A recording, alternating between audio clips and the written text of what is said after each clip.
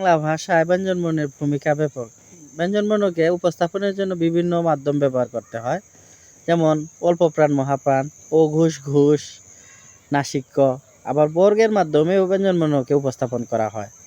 প্রতি 5টি বর্ণের প্রথম বর্ণকে বর্গ ধরা হয়, যেমন ক, খ, গ, ঘ, উ, ক বর্গ। চ, ছ বর্গীয় জ, ঝ, ই, চ বর্গ। ট, ঠ, ড, ঢ মূর্ধন্য ন, ঠ বর্গ। ত, থ, দ, ধ দন্ত ন, ত বর্গ। প, ফ, ব, ভ, ম, প বর্গ। আবার বর্গের প্রথম 2টি বর্ণকে অঘুষ, পরের 2টি বর্ণকে ঘুষ এবং শেষের বর্ণকে নাসিক্য বর্ণ বলা হয়।